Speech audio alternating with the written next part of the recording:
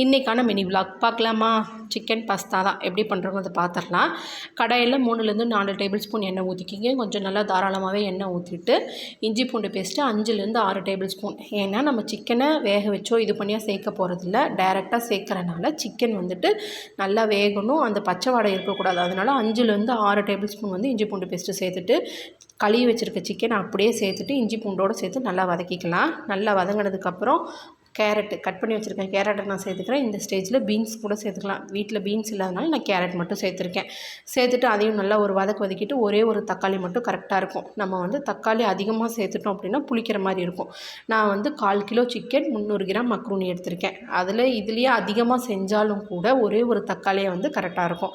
இதை சேர்த்துட்டு நல்லா வதங்கினதுக்கப்புறம் நம்ம எந்த மசாலா பொடியும் சேர்க்க போகிறதில்ல. ஒரே ஒரு மசாலா, சிக்கன் மசாலா மட்டும் சேர்த்துட்டு ஒரு 1/2 டேபிள் ஸ்பூன் மிளகாய்த்தூள், தேவையான அளவு உப்பையும் சேர்த்து நல்லா வதக்கிக்கலாம்.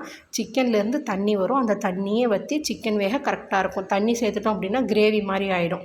அதனால் நல்லா வற்றி பிறண்டு வந்ததுக்கப்புறம் இப்போ முட்டைக்கோஸை லாஸ்ட்டாக சேர்க்கணும். ஏன்னா முட்டைக்கோஸ் சீக்கிரமாக வெந்துடும். அதனால் லைட்டாக சாப்பிடும்போது கடிக்கிற மாதிரி இருந்ததுன்னா டேஸ்ட்டு சூப்பராக இருக்கும். அதனால் அதையும் சேர்த்து நல்லா வதங்கினதுக்கப்புறம் வேக வச்சுருக்க மக்ரூனியை அப்படியே உதிரியாக சேர்த்துட்டு குட்டி குட்டியாக கட் பண்ணி வச்சுருக்க குடமிளகா ஒரு 1/2 டேபிள் ஸ்பூன் வந்துட்டு 1லேருந்து 1/2 டேபிள் ஸ்பூன் சோயா சாஸ் சேர்த்து நல்லா வதக்கிக்கலாம்.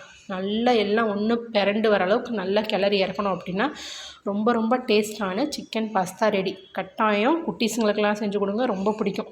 வீட்டில் செஞ்சு பார்த்துட்டு கண்டிப்பாக ட்ரை பண்ணி பாருங்கள். ட்ரை பண்ணி பார்த்துட்டு எப்படி இருந்தது அப்படின்றத கமெண்ட்ஸில் ஷேர் பண்ணுங்கள். இதே மாதிரியே இன்னொரு வீடியோவில் பார்க்கலாம். பாய்.